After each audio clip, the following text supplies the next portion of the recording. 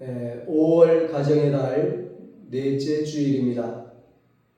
하나님께서 우리 은성교회 모든 가정에 크신 은혜와 축복을 내려주시기를 주님의 이름으로 축원합니다. 오늘은 여호와를 경외하는 자마다 복을 얻습니다. 이런 제목으로 함께 은혜를 나누겠습니다. 오늘 본문 맨 위에 괄호 안에 보면 성전에 올라가는 노래 이렇게 되어 있습니다. 이 시편 120편부터 134편까지 모두 성전에 올라가는 노래입니다. 이스라엘 사람들이, 하나님의 백성들이 성전에 예배하러 올라가면서 성전에서 예배하면서 부른 노래라는 것입니다. 노래 가사의 중심 사상, 중심 신앙이 뭐냐 하면 여호와 하나님을 경외하면 복을 받게 된다는 것입니다. 그러면 여호와 하나님을 경외하면 누가 복을 받습니까? 어떤 복을 받습니까? 첫째로 개인이 복을 받습니다. 1절에 여호와를 경외하며 그의 길을 걷는 자마다 복이 있도다 말씀합니다. 그의 길을 걷는 자마다 무슨 말씀입니까? 어떤 사람이든지 누구든지 하나님을 경외하고 그 말씀대로 살면 복을 받는다는 것입니다. 요한복음 3장 16절에 누구든지 그를 믿는 자마다 멸망치 않고 영생을 얻으리라고 말씀했습니다. 누구든지 예수를 믿으면 구원을 얻는다는 것입니다. 이스라엘 유대인이기 때문에 복을 받고 구원받는 것이 아니라 누구든지 하나님을 경외하면 복을 받고 누구든지 예수님을 믿으면 구원을 받게 됩니다. 유대인들은 유대인이라야 구원을 받는다는 편견을 가지고 있었습니다. 그러나 성경은 누구든지 예수를 믿으면 구원을 받는다고 가르쳐 줍니다. 유대인도 예수 믿으면 구원받고 예수 안 믿으면 구원받지 못합니다. 이방인도 믿으면 구원받고 안 믿으면 버림받습니다. 하나님을 경외한다는 것은 두렵고 떨리는 마음으로 하나님을 섬기고 받들고 경배한다는 것을 의미합니다. 세계 역사를 보면 독재자들일수록 하나님을 경외하기보다는 자신을 찬양하고 높이도록 법을 만들고 사람들을 억압했습니다. BC 2600년경 고대 이집트 왕들은 권력을 과시하기 위해 146m의 높이의 피라미드를 세웠습니다. 그러나 다 무너지고 지금은 흔적만 남아있을 뿐입니다. 영광도 권력도 다 사라져버렸습니다. 이스라엘 초대왕 사울왕과 2대왕 다윗왕은 왕이라는 공통점이 있지만 다른 점도 있습니다. 사울은 백성이 세웠고 다윗은 하나님이 세웠습니다. 사울왕은 죄를 짓고 잘못을 책망받았을 때 핑계대고 변명했습니다. 그러나 다윗은 죄를 지었을 때 뉘우치고 회개했습니다. 이런 차이가 어디에서 나왔을까요? 사울에게는 여호와를 경외하는 신앙이 없었고 다윗에게는 여호와를 경외하는 신앙이 있었습니다.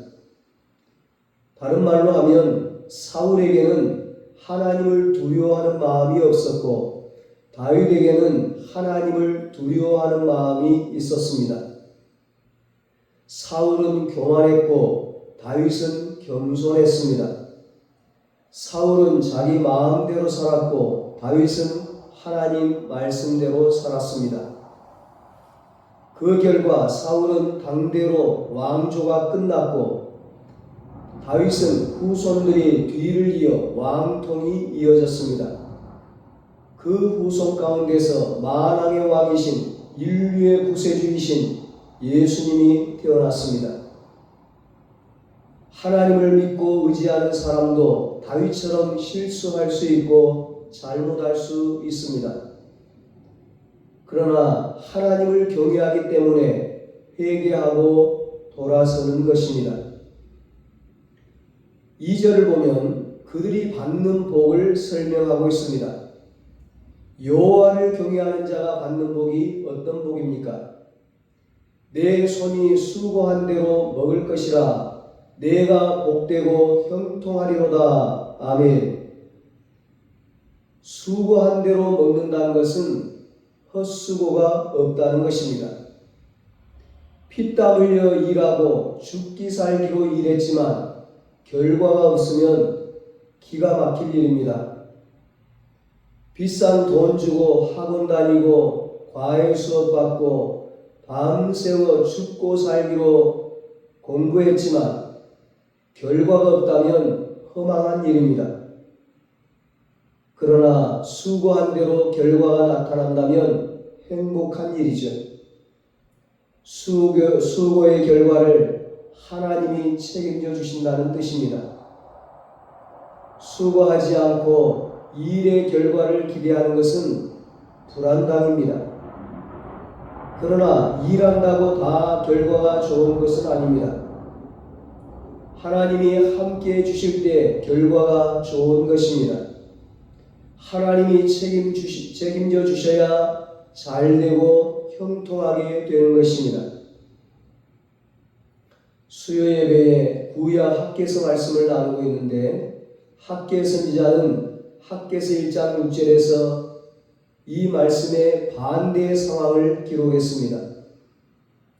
너희가 많이 뿌릴지라도 수입이 적으며 먹을지라도 배부르지 못하며 마실지라도 흡족하지 못하며 입어도 따뜻하지 못하며 일꾼이 삭슬 받아도 그것을 구멍 뚫어진 전대에 넣음이 되느니라. 봉급을 받아도 구멍 뚫어진 통장과 전대에 넣는 것 같이 수입은 많아도 다 빠져나가는 인생, 이런 인생은 축복받은 인생이 아닙니다. 하나님 성전 재건을 중단하고 자신들의 집을 짓기에 빠르고 먹고 마시는 일에 바빴던 이스라엘 백성들이 그랬다는 것입니다. 성전 재건을 중단했다는 것은 하나님을 경외하지 않았다는 것입니다. 여러분, 어떤 인생이 행복한 인생입니까? 수십, 수백억 복권에 당첨된 사람일까요? 증권에 투자해서 갑자기 돈을 몇십억 거머쥔 사람이 행복한 인생입니까? 사업이 잘 돼서 수입이 지나치게 많아진 인생이 행복한 인생입니까? 성경은 아니라고 말씀합니다. 언젠가 미국의 한 신문 기자가 10년간 130억 이상의 복권에 당첨된 사람들의 삶을 조사하고 나서 신문에 발표를 했습니다. 그 기자는 복권에 당첨된 10명의 사람들을 모두 추적했습니다. 그들은 하루아침에 130억 이상의 돈을 가지게 되었는데 10년 후에 그들은 한결같이 불행하게 살고 있더라는 겁니다. 어떤 사람은 갑자기 많은 돈이 생겨서 알코올과 마약에 빠져서 마약 중독자가 되었습니다. 어떤 사람은 지나치게 욕심이 생겨서 큰 사업을 하려고 그 돈을 모두 투자했다가 실패한 후에 비관해서 자살했습니다. 그들 중 상당수는 처음에는 집과 차를 바꾸며 행복을 만끽했지만 결국에는 가정 파탄에 빠졌다고 합니다. 우리는 수입만 많으면 행복이 찾아올 것이라고 생각합니다. 봉급이 올라가면 올라갈수록 재산이 많이 모일 것이라고 생각합니다. 그러나 학계 선지자는 수입의 많고 적음보다 더 중요한 것은 지출이라고 얘기합니다. 너희가 아무리 많이 벌어들여도 구멍난 전대에 돈을 넣은 같이 될 수도 있다고 하나님은 말씀해 주십니다. 사실 그렇지 않습니까? 죽으라고 벌긴 거는데 벌어놓고 사고가 나서 빠져나가 버리고 속아서 빠져나가 버리고 도둑 맞아 빠져나가 버리고 병원비로 나가 버리고 이리저리 다 빠져나가는 인생이 있을 수 있다는 겁니다. 이것이 밑 빠진 독에 물을 붓는 것처럼 뚫어진 전대에 돈을 넣는 것입니다. 이것은 아름다운 인생이 아니요 행복한 인생이 아닙니다. 돈을 벌기 위해서 모든 것을 다 포기하고 노력을 했지만 애쓰고 수고했지만 재물도 쌓이지 않고 행복도 찾아오지 않습니다. 하나님이 축복하시는 인생은 어떻습니까?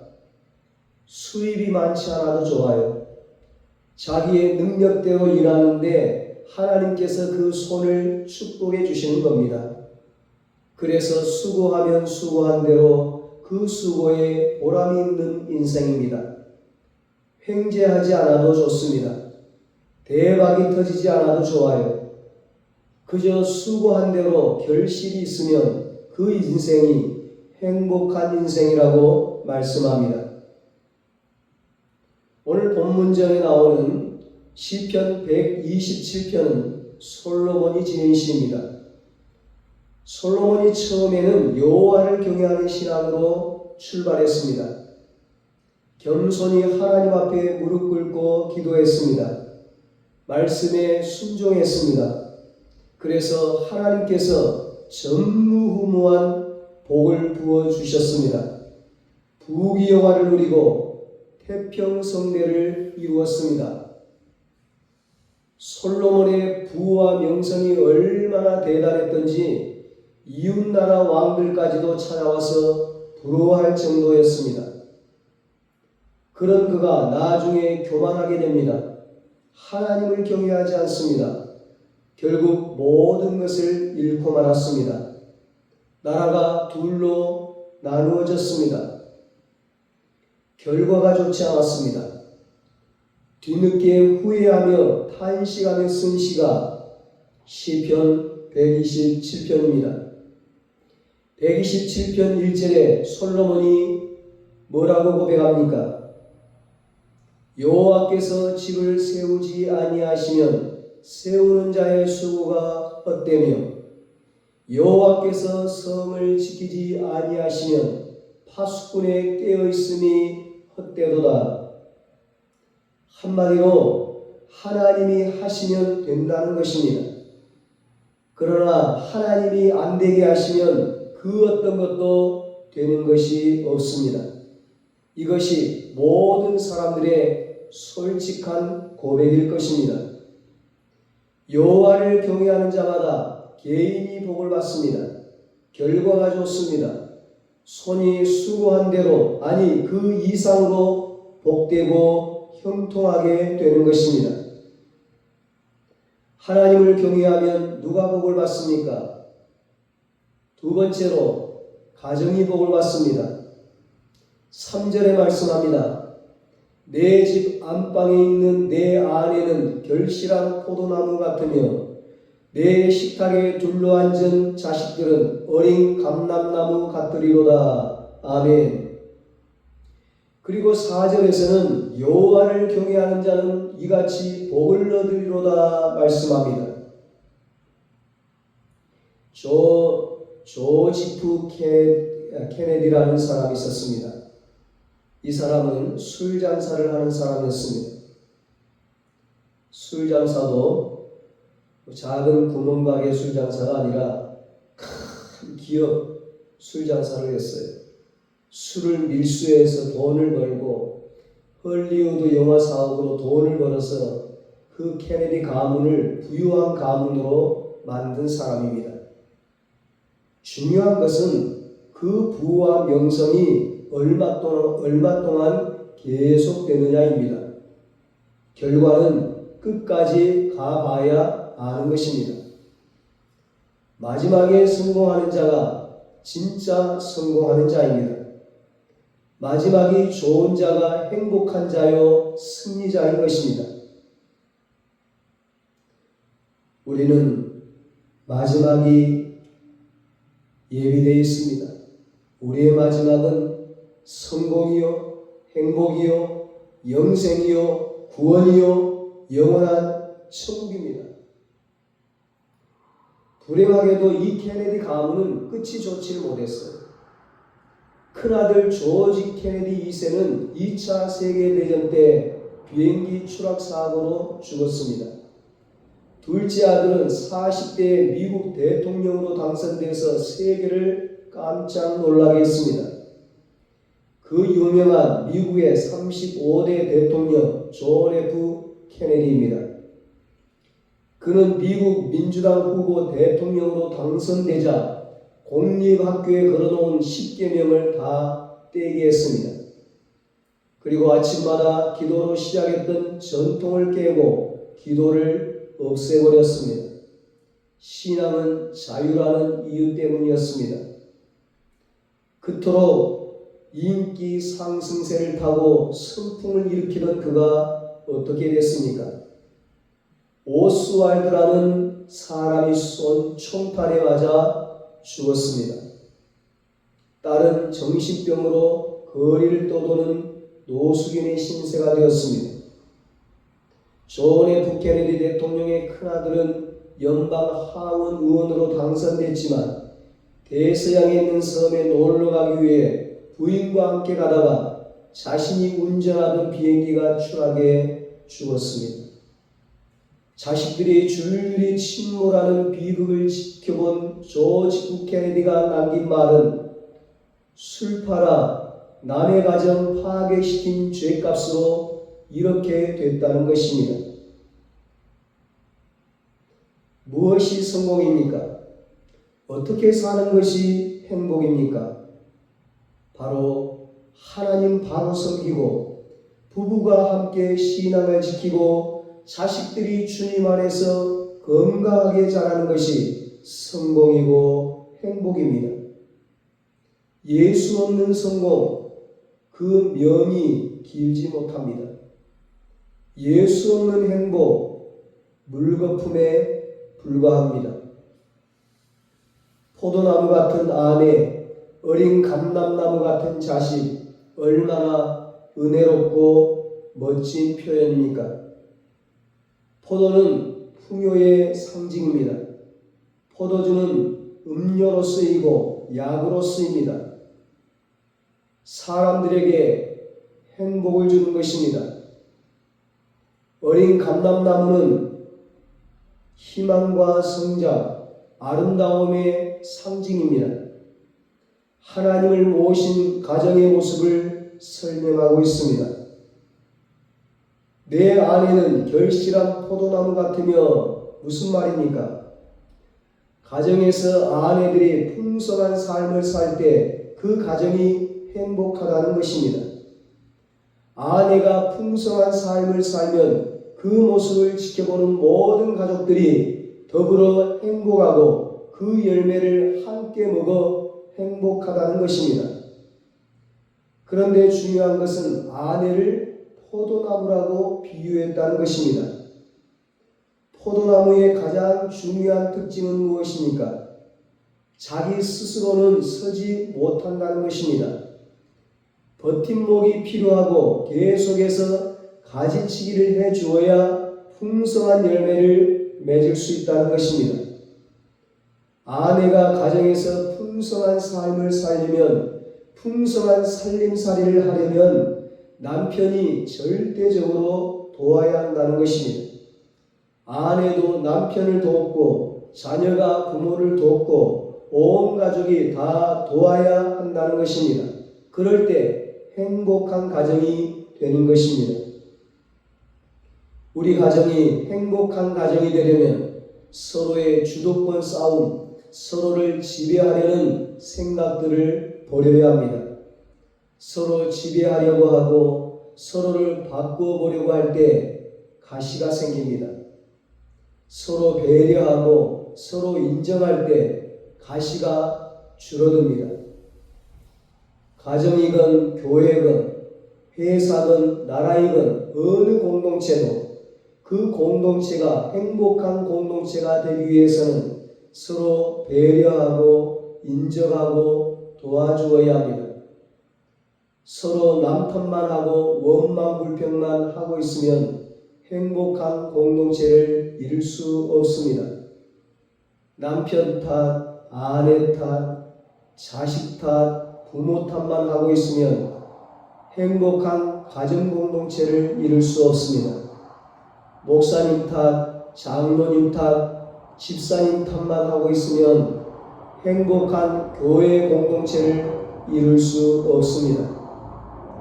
사장 탓, 사원 탓, 대통령 탓, 국민 탓만 하고 있으면 행복한 회사, 행복한 나라를 이룰 수 없습니다. 부족한 것이 보일 때 내가 그 부족한 것을 채워주고 내가 힘이 되어주고 내가 도와주면 되는 것입니다. 그러면 행복한 공동체를 이룰 수 있습니다. 오늘 본문에 행복한 가정의 모습 가운데 내 식탁에 둘러앉은 자식들은 어린 감람나무 같으리로다 말씀합니다. 자녀들이 감람나무처럼 잘 자라줄 때 그 가정은 행복하다는 뜻입니다. 이스라엘에서 감람나무는 참 귀한 나무입니다. 그 가정의 보배입니다. 그리고 어린 감람나무는 조금만 돌봐주면 정말 잘 자랍니다. 그래서 어린 감람나무는 큰 소망이 되고 기쁨이 됩니다. 그렇습니다. 우리 가정 안의 자녀들이 온 가족들에게 소망이 되고 기쁨이 될 때 그 가정이 행복한 가정이 될 수 있습니다. 사랑하는 여러분, 가정의 행복이 어디에 있습니까? 예수님 모신 가정, 여호와를 경외하는 가정이 행복한 가정입니다. 남편이 있느냐 없느냐, 아내가 있느냐 없느냐, 초혼이냐 재혼이냐, 부자냐 가난하냐, 서울이냐 지방이냐 이런 건 아무 상관없습니다. 예수님 모셨느냐 아니냐가 문제입니다. 여호와를 경외하느냐 안 하느냐가 행복을 결정하는 것입니다. 여러분, 하나님을 경외하면 누가 복을 받습니까? 세 번째로 나라가 복을 받습니다. 5절에 말씀합니다. 여호와께서 시온에서 내게 복을 주실지어다. 너는 평생에 예루살렘의 번영을 보며 아멘. 여기서 말하는 시온이나 예루살렘은 이스라엘 국가를 말합니다. 즉 이스라엘 민족 공동체를 지칭할 때 시온, 예루살렘이라고 불렀습니다. 하나님을 경외하면 개인이 복을 받고 가정이 복을 받을 뿐만 아니라 민족과 나라가 복을 받는다는 것입니다. 미국 하버드 대학의 한 교수가 논문을 발표했는데 사람에게는 육체적 단계, 정서적 단계, 지적인 단계, 영적인 단계가 있다는 겁니다. 사람은 영적인 단계로 올라갈수록 건강해지고 영적인 단계에서 파생되는 힘이 질병도 치료한다는 것입니다. 예수 믿는 사람이 많을수록 그 나라도 건강한 나라가 된다는 것입니다. 한 언론사에서 전 세계 나라를 대상으로 정직, 청년, 친절에 관한 조사를 했습니다. 1위가 기독교 국가, 2위가 불교 국가, 3위가 회교 국가였습니다. 주일마다, 새벽마다, 밤마다, 날마다 성전에서, 산에서, 들에서, 집에서, 직장에서 어른도, 젊은이도, 아이들도, 남자도, 여자도 나라를 위해 기도하는 사람들이 누굽니까? 기독교인들입니다. 그 부르짖는 기도 소리를 들으시고 하나님이 이 나라에 복을 내려 주셨습니다. 오늘 이 나라가 식민지 압제와 전쟁의 폐허를 극복하고 60년, 70년 만에 이렇게 잘 살게 된 것은 수많은 사람들의 희생도 있었지만 그러나 결정적인 것은 하나님의 은혜입니다.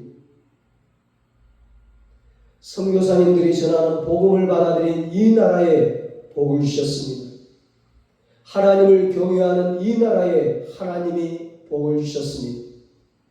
주일이면 가게 문을 닫고 주일을 성수하면서 성전에 올라가 예배드리는 이 나라에 하나님이 복을 주셨습니다. 성전에 나와 부르짖는 이 나라에 하나님이 감동하시고 어마어마한 복을 부어주셨습니다. 세계 어디를 봐도 하나님을 경외하는 나라, 하나님 섬기는 나라, 예수님 이름 부르는 나라가 선진국가고 앞선 나라들입니다. 무신론 국가, 공산국가 치고 잘 사는 나라가 어디 있습니까? 하나님 아닌 다른 신을 섬기는 나라치고 잘 사는 나라가 어디 있습니까? 역사적으로, 통계적으로, 실제적으로 그것을 보여주고 있잖아요. 우리 눈으로 지금 그 결과와 그 증거들을 보고 있잖아요. 그렇게 가난하고 못 살던 이 나라에 하나님께서 복을 주셨는데 지금 그 은혜를 잊어버리고 사는 것 같아 마음이 많이 아픕니다. 우리는 신앙의 선배들이 물려준 신앙의 유산을 잘 지키고 발전시켜야 합니다. 그리고 자녀와 후손들에게 더 훌륭한 신앙의 유산을 물려주어야 합니다. 그래야 국가의 미래가 있는 것입니다. 국가의 미래는 정치와 교육에 달려있는 것이 아닙니다. 물질과 권력에 달려있는 것이 아닙니다. 오직 여호와를 경외하는 신앙에 나라의 미래가 달려있습니다.